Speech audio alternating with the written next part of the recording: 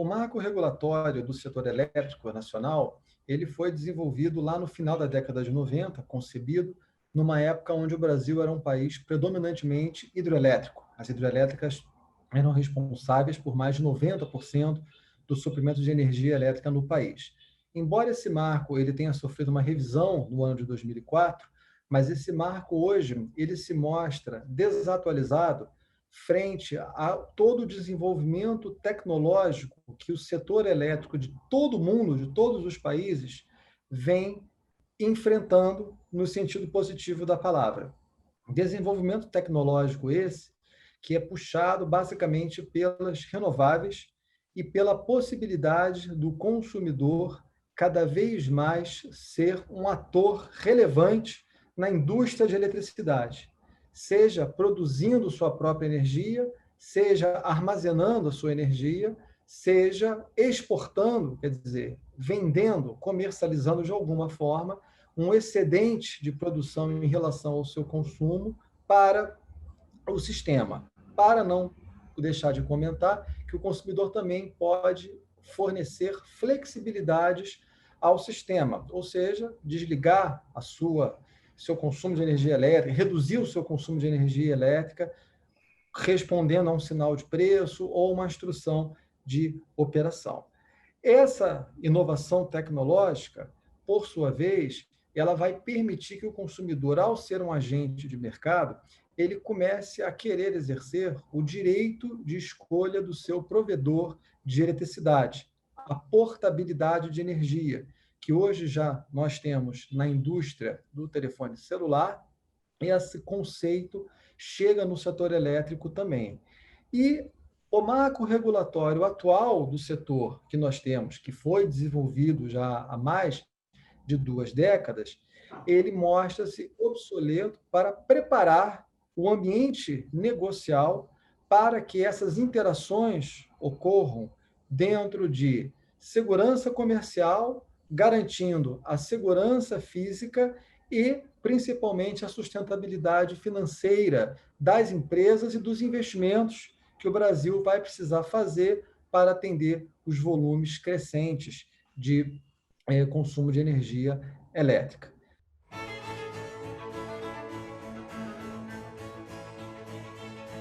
Todo esse processo da modernização do setor elétrico, em função da inovação tecnológica, por sua vez, se encaixa em uma agenda climática maior, pois em praticamente todos os países, com exceção de alguns deles, dentre os quais o Brasil, o setor elétrico é constituído por geração predominantemente fóssil, ou seja, que emite gases que causam um aumento da emissão, o efeito estufa.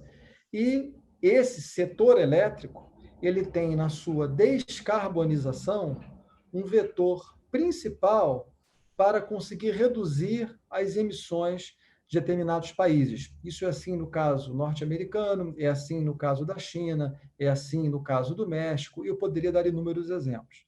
Então, descarbonizar o setor elétrico, ou reduzir as emissões do setor elétrico, que já é muito sujo, é fundamental para muitos países garantir metas que foram comprometidas por esses países de redução de emissões globais.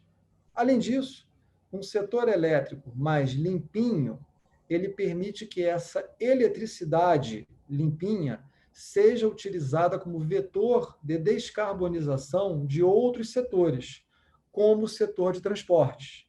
Um bom exemplo é a conexão dos carros elétricos, ter carro elétrico com uma matriz elétrica que produz o elétron que vai suprir o carro elétrico a partir de geração a carvão, não vale.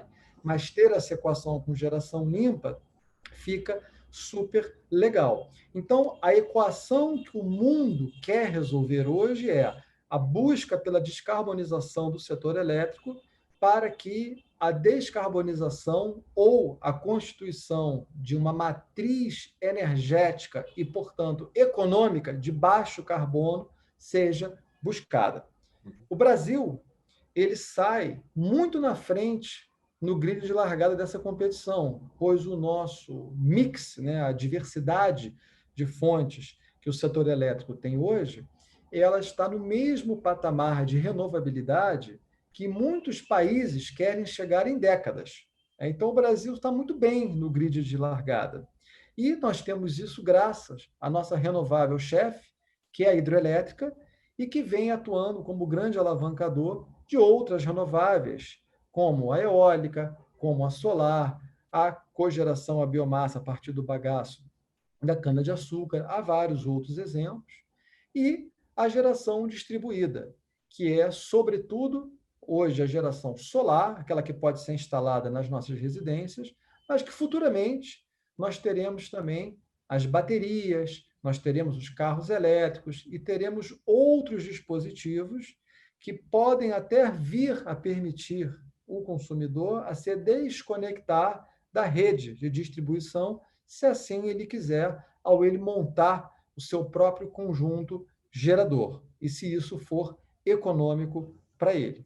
Então, esse processo todo agora, de uma forma mais macro ainda, ele se encaixa numa agenda, que é essa agenda climática, e que no ambiente, agora no mundo Covid, foi muito acelerada, né? Se tem uma coisa que a gente sabe que o Covid nos trouxe, foi a grande discussão de qual é a pegada de carbono que nós, como planeta, vamos querer ter na recuperação econômica pós-pandemia, e isso acelerou a massificação daquele conceito do ESG, né? O E vem de basicamente meio ambiente, o S vem de aspectos sociais, o G vem de governança. Então, o mix de geração do Brasil e o papel das renováveis e o país como um todo é fundamental como um diferencial competitivo, não só para empresas, como para o país, nessa nova economia de baixo carbono que emerge como protagonista nessas recuperações econômicas pós-pandemia que o planeta inteiro vai se deparar agora a partir do ano que vem, sobretudo.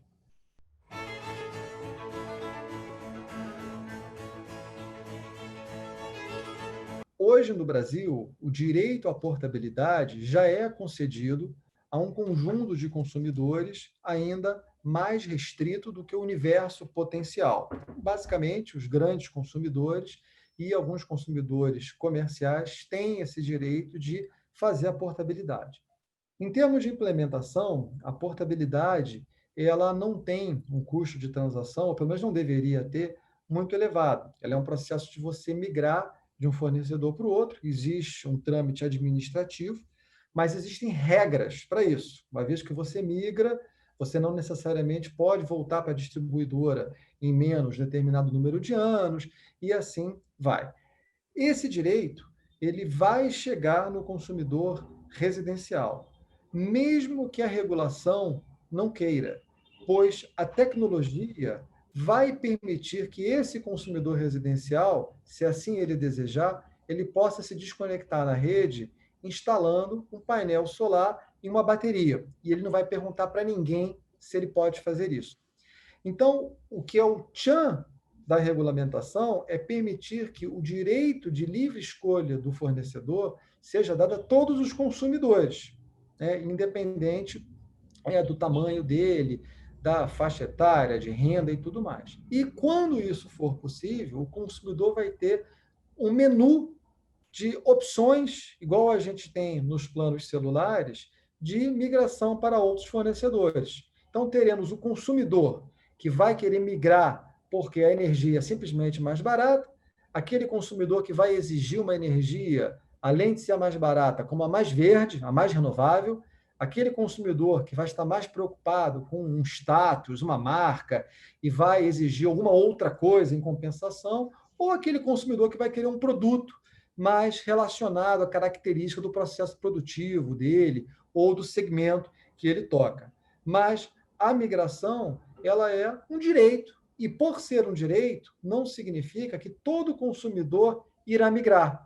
Porém, o consumidor, ao ter o direito de migrar, ele provoca automaticamente que o seu fornecedor atual ele trate melhor. Então, ninguém migra, ninguém migra de banco, pois a tarifa do banco da esquina é R$ 10 mais barata. Mas o fato de você poder migrar faz com que o seu banco atual lhe trate bastante melhor para retê-lo como cliente. Então, o direito de escolha ele é um vetor fundamental de competição, eficiência e qualidade do serviço.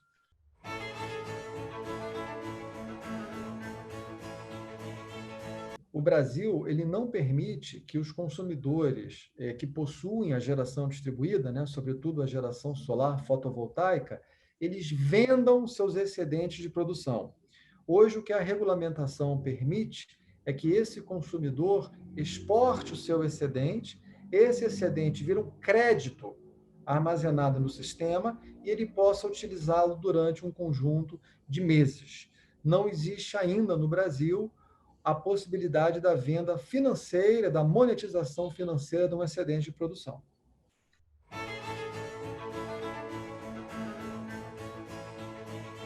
Praticamente infinito.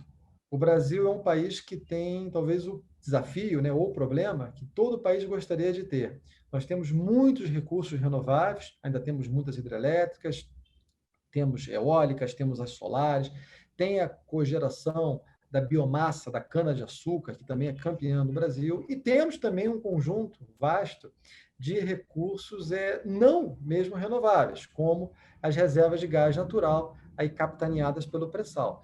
Então, isso para não falar ainda nas reservas de urânio que o Brasil tem, né, que nos permite também um protagonismo na indústria nuclear. Então, o Brasil ele tem um conjunto vasto, candidato, de tecnologias de geração, o que muitas vezes gera até um conflito sobre qual é a tecnologia melhor, qual aquela que tem que estar no sistema, mas essa é uma discussão que tem muito a ver com a competitividade econômica de cada uma delas, e o Brasil tem a opção de definir da melhor forma esse mix, ou seja, esse conjunto, esse portfólio que vai garantir a gente ser protagonista na economia de baixo carbono com competitividade econômica.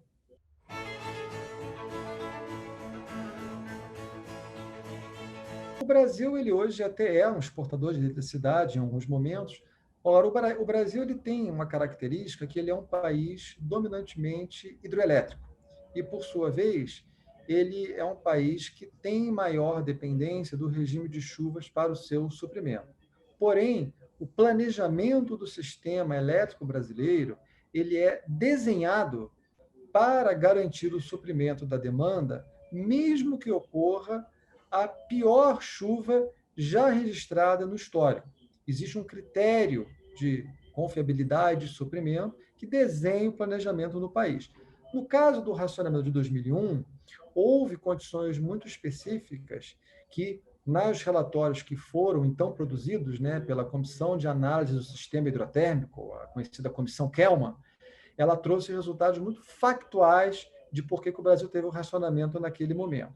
Mas hoje, se a gente olha o país, aí praticamente 20 anos depois, hoje o Brasil tem uma matriz muito mais diversificada. Hoje o Brasil ele tem, na geração renovável, na geração termoelétrica, em conjunto com a geração hidrelétrica, um sistema muito seguro. E no sistema de transmissão, existe a possibilidade dessa segurança ser compartilhada entre todas as áreas, né? Então, todo sistema, qualquer sistema físico no mundo, não é 100% vulnerável a um evento aleatório. A gente pode ter um incêndio, um raio, um evento qualquer, e que a gente tem que saber lidar com essas contingências, e tem mecanismos e formas para isso. Mas confiabilidade e custo são dois objetivos, obviamente, conflitantes.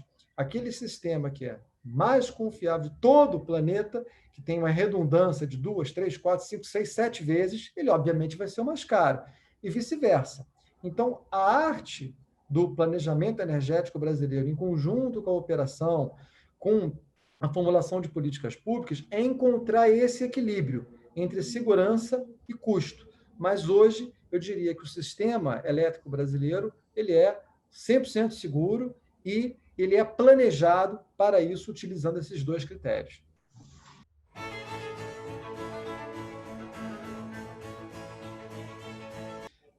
Para entender a conta de luz, no quesito commodity, no quesito energia, o Brasil ele tem uma das energias mais baratas do planeta, através das renováveis, atualmente.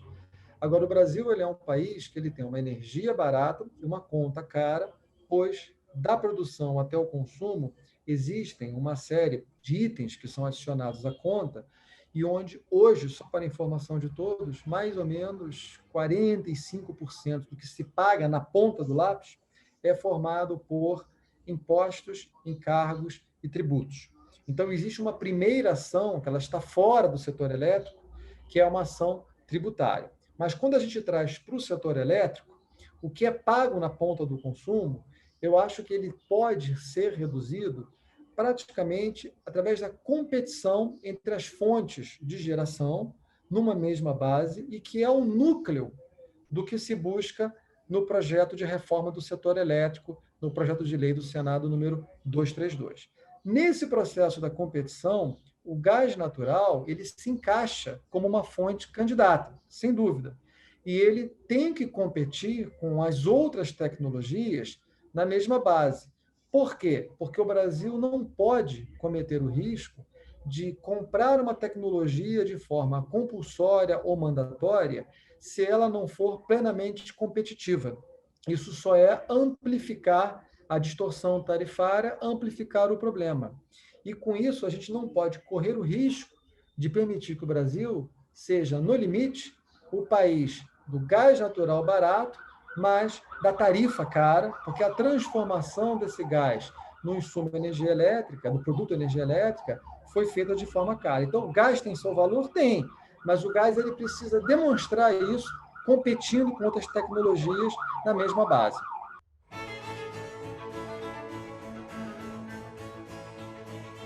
A dificuldade de privatizar a Eletrobras, ela é bastante conhecida e ela reside simplesmente na falta do entendimento pela sociedade dos benefícios que a privatização pode trazer.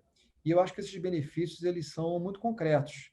Eu acho que esses benefícios eles estão relacionados à possibilidade de mais competição de forma isonômica com os demais geradores, estão relacionados à capacidade da privatização extrair uma renda que pertence ao setor elétrico e pode ser utilizada para aliviar as tarifas, reduzir as tarifas no instante imediato, e principalmente na capacidade da Eletrobras continuar a ser um ator relevante com condições de competir numa mesma base com os seus demais competidores privados, mas dentro de um princípio de uma boa governança. Eu acho que hoje, muitas vezes, a governança estatal, pública, ela introduz tantas barreiras, tantos controles, que a lentidão da empresa faz com que ela naturalmente não tenha capacidade de crescer. E essa governança que o setor privado traz com agilidade, mas com seriedade, com objetividade e principalmente com foco na meritocracia, é o que é o diferencial para a empresa não só continuar existindo, como crescer e tendo seu protagonismo no Brasil e no exterior. Pois sempre lembramos que muitas das empresas que a gente vê como sendo empresas privadas atuando no Brasil, europeias ou americanas, elas no fundo nasceram como grandes empresas estatais. Então a Eletrobras ela tem que ter a condição de competir com todo o mercado, numa mesma base, e com isso gerando eficiência para os seus acionistas, mas para o setor, sobretudo. Eu não vejo definitivamente isso como sendo um tabu.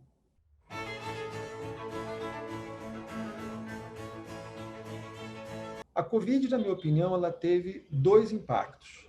O primeiro impacto foi um impacto físico. Ela praticamente reduziu brutalmente o consumo de energia elétrica. Com isso, houve implicações financeiras em praticamente todos os segmentos de mercado, e essas implicações financeiras elas tiveram tratamentos específicos, dependendo do ator, do ambiente de mercado que ele estava inseridos e outras questões que até continuarão a ser discutidas aí nos próximos meses. A segunda grande implicação da Covid foi em acelerar transformações que já vinham sendo discutidas. Então, o mundo já discutia os acordos verdes, os acordos econômicos, os Green Deals, para tentar aumentar a participação de renováveis, visando a descarbonização da matriz energética como um todo, mesmo antes da Covid. Mas a Covid, ela acelerou esse processo. Então, o que aconteceu de muito relevante é que muitos países, naturalmente, o Brasil não é exceção, despejaram muito dinheiro na economia para garantir a sua manutenção e recuperação. E essa recuperação econômica, ela, na Europa e em alguns outros países, ela vem sendo condicionada à proliferação, ao crescimento de investimentos em tecnologias de baixo carbono. Então, tecnologias como o hidrogênio ganharam muito protagonismo nesses Green Deals europeus, mas uma recuperação econômica sustentada em investimentos renováveis para aproveitar a Covid e definir qual é o tamanho da pegada de carbono que o mundo quer, passou a ser o grande mantra. E é por isso que muitas pessoas, inclusive eu, vêm chamando esse processo de recuperação econômica em V, mas com V de verde, recuperação verde.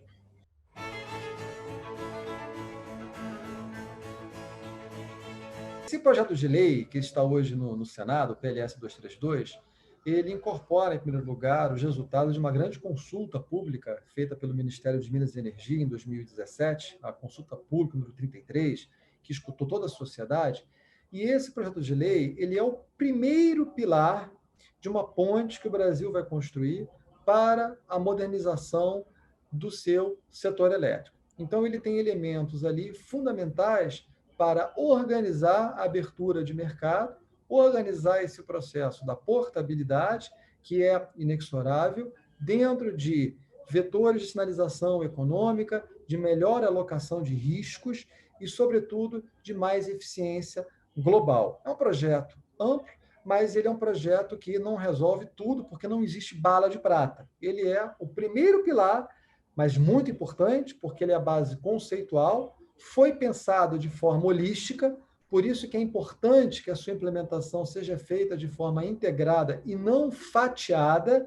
Ele tem elementos que conversam entre si, vasos comunicantes, e, na minha opinião, ele é o projeto que o Brasil precisa implementar para dar um upgrade nas suas condições regulatórias, né, e de desenho de mercado, para se aproximar dos países mais avançados nessa discussão e, com isso, criar essa travessia para a terra prometida, que é uma terra mais concorrencial a um consumidor de menor tamanho, mas com a segurança jurídica, comercial e técnica de toda a indústria elétrica nacional. E como esse projeto ele já é oriundo de uma grande consulta pública que foi realizada pelo Ministério com ampla participação da sociedade, essa consulta teve mais de 2.000 contribuições, ele é um projeto que, na minha opinião, ele já está mais do que maduro para ser votado. E ele lida com uma pauta extremamente positiva e com benefícios tarifários, que é uma pauta do fim dos subsídios, é uma pauta do aumento da concorrência em vários segmentos do setor e, principalmente, uma melhor alocação de riscos para que a gente comece a organizar bem nesse país quais são os reais custos de geração, quem tem que pagar o quê, e, com isso, ter uma eficiência na competição junto ao consumidor final. Eu acho que ele está pronto.